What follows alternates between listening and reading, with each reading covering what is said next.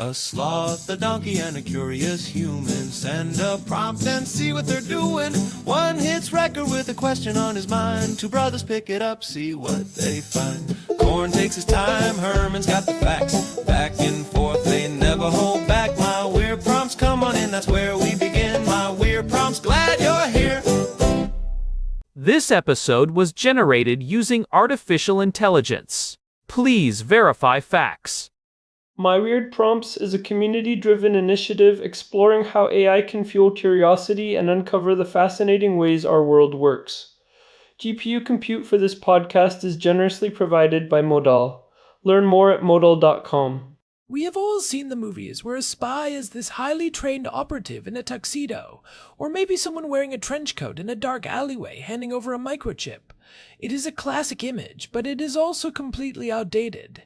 Today, the person helping an adversary might just be a guy with a smartphone who wants to make $50 in cryptocurrency for taking a photo of a hole in the ground. It is mundane, it is transactional, and it is happening right now on a scale we have never seen before. I am Herman Poppleberry, and that shift from the professional operative to what people are calling the gig economy spy is one of the most significant changes in intelligence gathering we have seen in decades. It is decentralized, it is low cost, and it is incredibly difficult to stop because it hides in plain sight. We are moving away from the era of the sleeper agent and into the era of the human sensor. Today's prompt from Daniel is about this exact evolution. He wants us to look at how the Islamic Revolutionary Guard Corps, or the IRGC, is leveraging platforms like Telegram and using crypto payments to turn ordinary civilians into unwitting intelligence assets. It is a trend that started in Israel, but is now spreading across the Gulf, affecting countries that previously thought they were insulated from this kind of infiltration. The timing on this is critical. Just a few weeks ago, between March 3rd and March 5th, 2026, we saw Qatar announce the arrest of 10 suspects in 2 different cells linked to the IRGC.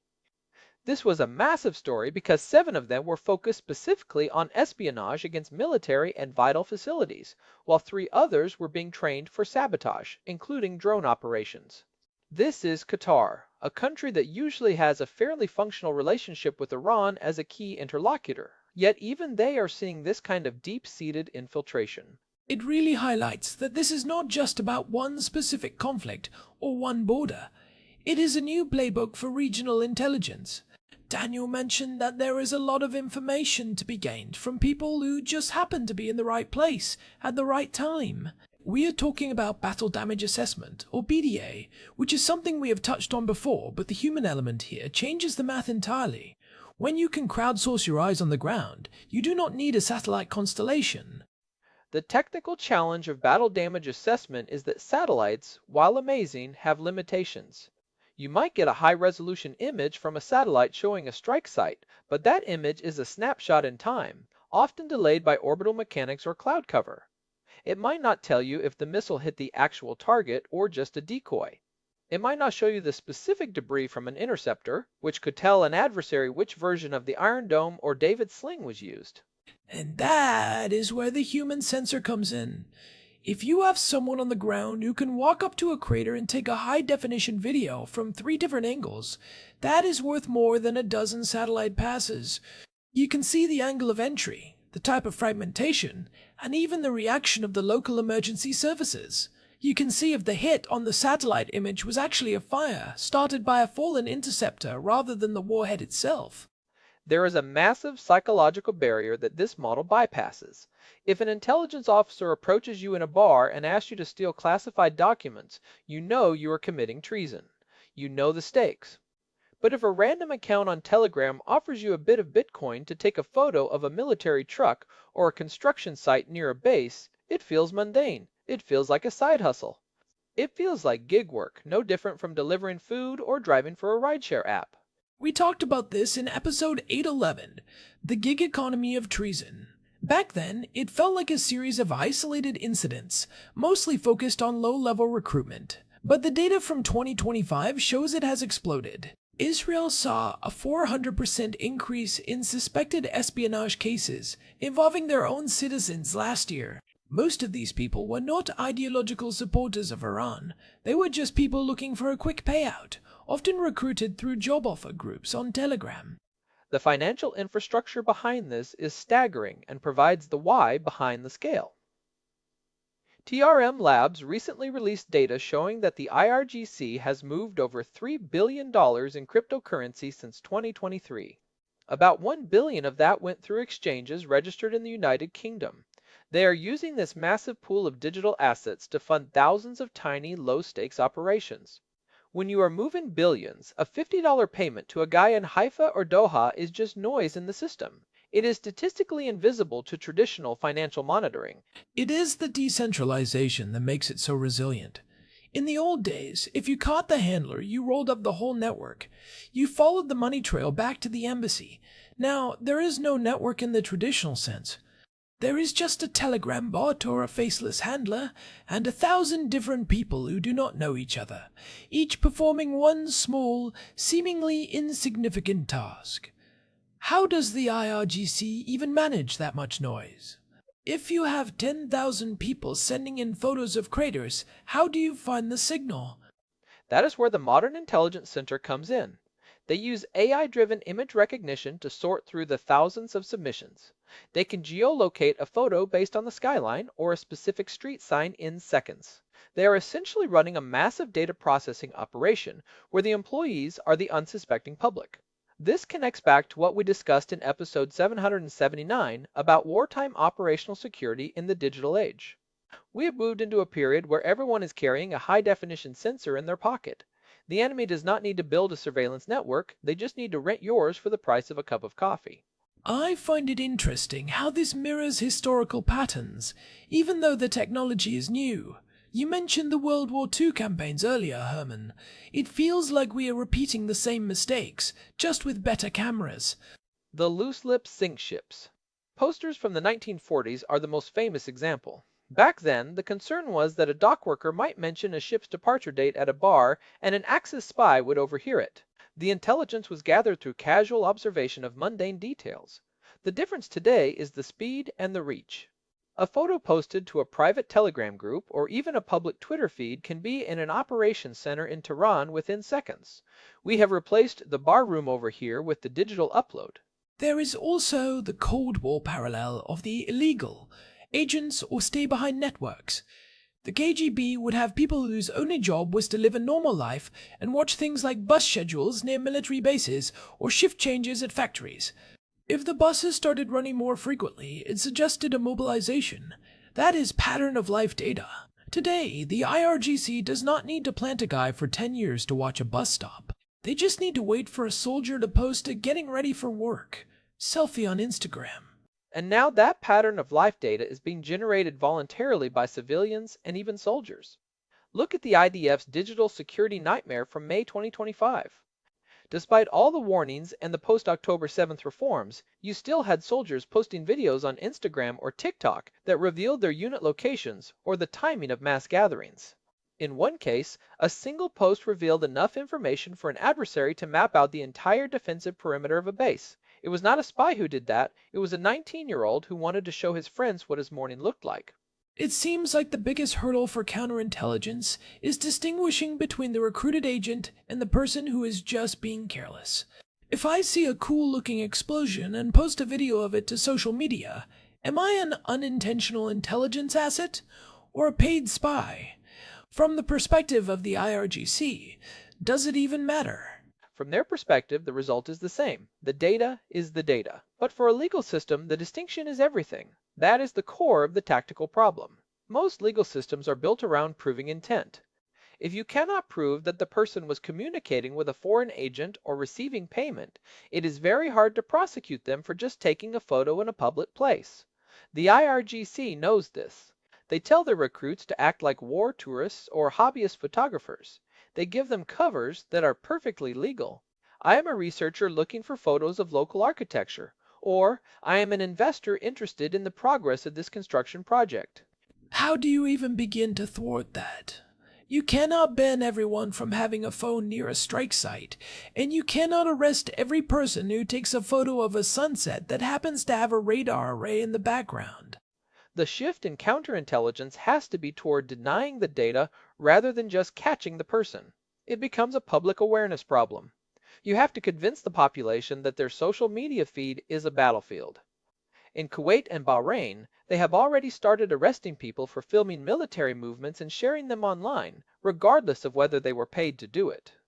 They are trying to create a culture where filming a missile battery is seen as a hostile act, not a social media opportunity. They are trying to reestablish the loose lips mentality for the TikTok generation. It is a tough sell in a world where everyone wants the likes and the engagement that comes with being the first to post a viral video. We are essentially asking people to ignore their natural impulse to share what they see. And it is not just the individuals, it is the OSINT community too. This is what I call the OSINT inversion. Open source intelligence tools like Sentinel Hub or flight tracking websites are used by analysts to keep the public informed, which is great for transparency. But those same tools provide the baseline for adversaries. They use the public OSINT reports to see what the world knows, and then they use their gig economy spies to fill in the gaps that the satellites and the public trackers missed. It is a feedback loop. The OSINT analyst says, "It looks like a strike hit this coordinate," and the IRGC sends a guy on a moped to that coordinate to confirm if the building is actually destroyed or if it was a decoy. So if an OSINT analyst on Twitter says a strike hit a specific warehouse, the IRGC uses that as a prompt for their gig workers. Hey, can anyone in this neighborhood go check out the warehouse on 3rd Street? $50 in Bitcoin if you get a video of the roof.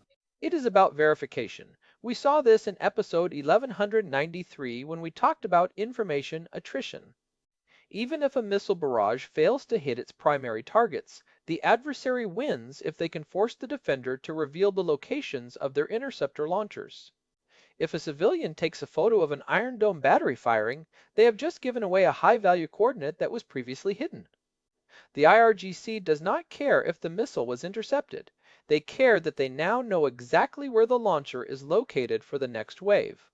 And once that coordinate is out there, it is out there forever. You can move the launcher, but you have revealed the tactical pattern of where those launchers are placed. You have revealed the logic of the defense. There is a case from August 2024 where Israeli soldiers at a top-secret base were posting photos that revealed the timing of shift changes. To the soldiers, it was just a photo of them having coffee at sunset. To a professional analyst, it was a roadmap of when the base was at its most vulnerable, when the gates were open, and when the guards were most likely to be distracted. This is the mundane photo problem. The most valuable intelligence is often the stuff that looks the most boring to a layperson. It feels like we are living through a massive failure of digital hygiene. We have all this power in our pockets, but very little understanding of the second-order effects of using it. We think we are sharing a moment, but we are actually sharing a target.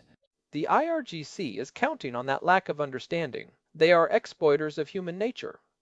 They know that people are curious, they know that people like money, and they know that people do not think their individual actions matter in the grand scheme of a war.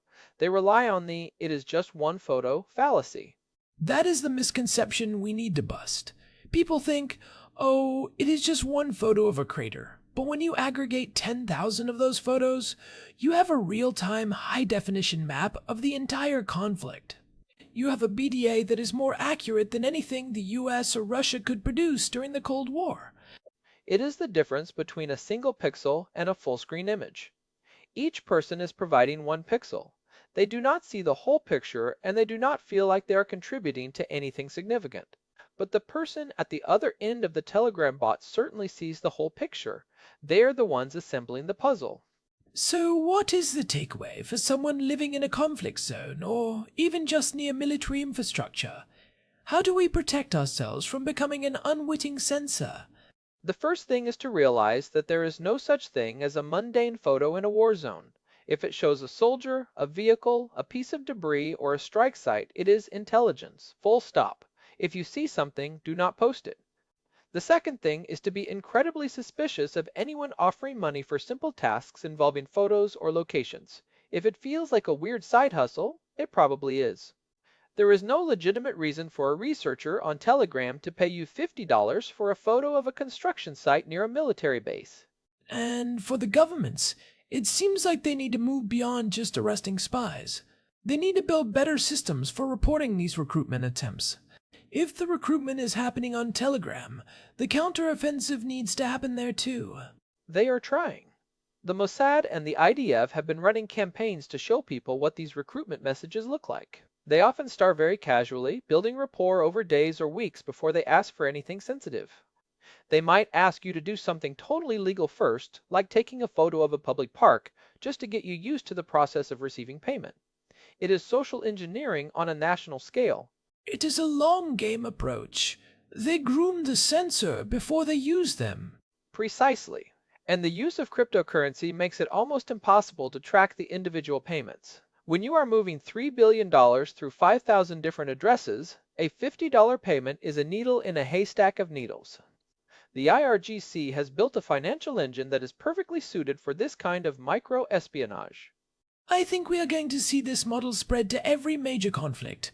Why risk a high-value operative who took years to train when you can just crowdsource your intelligence for the price of a few thousand cups of coffee?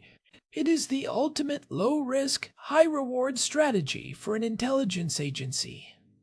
It is. Even if the person gets caught, the agency has lost nothing. They have no skin in the game. They just move on to the next person in the Telegram group. The spy is a disposable commodity in this new economy. It is a sobering thought. The battlefield is not just where the soldiers are, it is everywhere. There is a cell signal and a person with a bank account or a crypto wallet. We have moved from the era of the spy to the era of the censor. And whether we like it or not, we are the censors.